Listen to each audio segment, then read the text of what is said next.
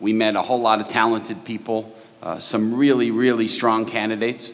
I think the breadth of the experience that Travis had, as I said, having every job in a basketball operations, understanding what everyone does in basketball operations, having that championship pedigree, having the type of mentors and colleagues that Travis had, he separated himself in our discussions, both in his technical skills and his understanding of what it takes to build a great franchise. So I don't want to diminish some of the folks we met.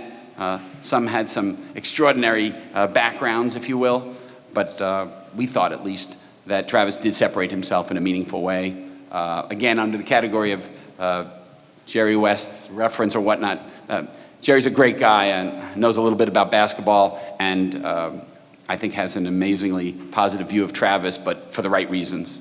And it came across, it actually did have some influence in our process, because it's hard not to take some of Jerry's advice. You may not want to take all of it, but hard not to take some of it. So, but for what it's worth, there were a whole lot of other references that we went through, far beyond Jerry. And it's rather extraordinary how consistent those references were.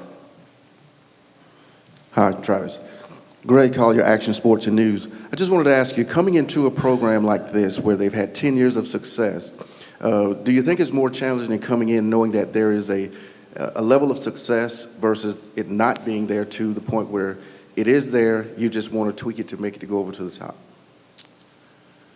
Well, obviously, any time that you're in the playoffs, it's a good thing. So that's something, obviously, we're going to look to maintain. But we need to maintain the flexibility, so when the time comes to strike on a big acquisition, we're ready to do that. And like I said, we feel good about where we're positioned right now.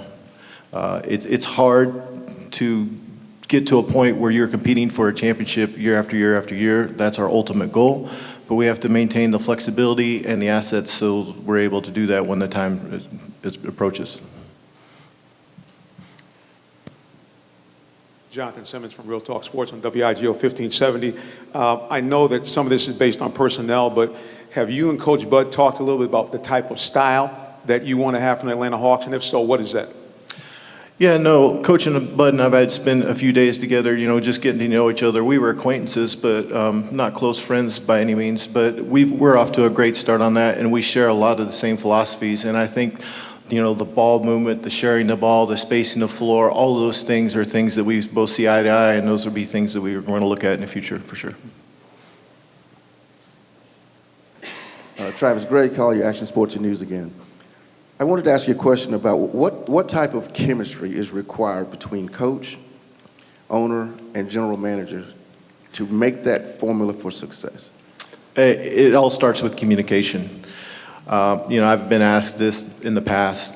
You have to have a clear line of communication from the coach, from the owner, and from the general manager. And really, that's a big part of my job, is to maintain that communication, keep those lines open. But when you start to see a breakdown in that communication, that's when you start to think things go off the rails. So it's extremely important that everybody's on the same page and you have that communication. How you doing, Travis? Welcome to Atlanta. Brandon Leak from the Fan 680 and 93.7 FM. First, your impressions of the team as the players are under contract, as constructed as the players that you have under contract. And two, is it important for you to have a timetable for getting the organization to a championship level? Some GMs talk about having timetables and timeframes. Are you one of those? First of all, thank you. To answer the second part of your question, it took, from when I got into the front office at Golden State to where we are right now, or where they are right now in Golden State, 7 years.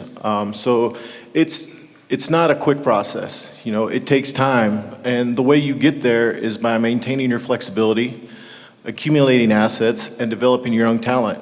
As Tony said earlier, we have in Coach Bud and his staff a great group of coaches who've done a great job historically of developing talents. So we're in great shape there. We have 11 draft picks coming up in the future, so we have flexibility and assets there. So we're actually in a better place right now than Golden State was when I started there. Now, that doesn't mean that we can get there, in 7 years, but we're at a good place to start building for the future right now. As far as the players on the roster right now, we have a good team here. For 10 years in a row, this franchise has been in the playoffs, so we're fortunate. Most of the time when guys take a job at my level, they're getting bad teams. I'm inheriting a good team with a nice foundation that has some flexibility, and that's what we're going to look to maintain. And as we get to a position where a trade or an acquisition becomes available for a superstar, we're going to be in position to do that. Tony, Zach Klein from WSB. Welcome to Atlanta. What questions or reservations did you have from the outside looking in that when you visited with Tony, that he kind of calmed you down or made you whole?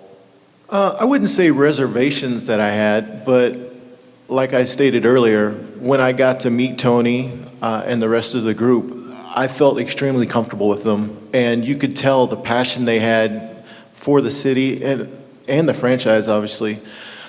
That's just, having been with Golden State and Miami, it's unbelievably important to have an ownership that's invested and cares. And that's something I felt right away from all four of the guys that I met with, Grant, Rick, and Steven, and then obviously Jamie, who I met with Tony later on in the interview process.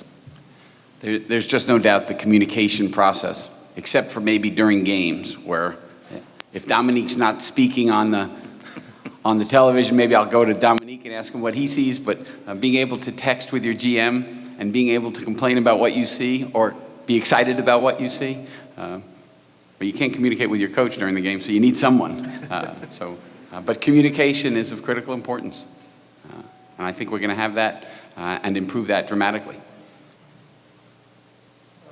Hey, Travis. Mark Bradley from the AJC.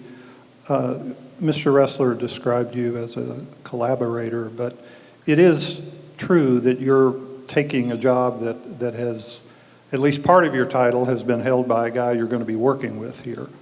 Do you foresee any issues meshing with Coach Budenholzer, or do you think you guys can be simpatico? As I mentioned just a second ago, Bud and I were acquaintances. We've probably spent over the last 3 or 4 days, 4 or 5 hours a day together just getting to know each other, and I have no reason to believe that there will be any issues with Coach and I. I have the utmost respect for him as a coach. I think that as an organization, we're extremely fortunate to have him because he's one of the best coaches in the league, in my opinion. I'm here to help him. It's a partnership. We're in this together. I'm not successful in my job if he's not successful in his job. And from our conversations, I know he feels the same way. So I think we're going to have a very strong working relationship. Great. Gentlemen, thank you very much. Travis, congratulations, and welcome to you and your family to Atlanta. Thank you. It's a thrill to have you here.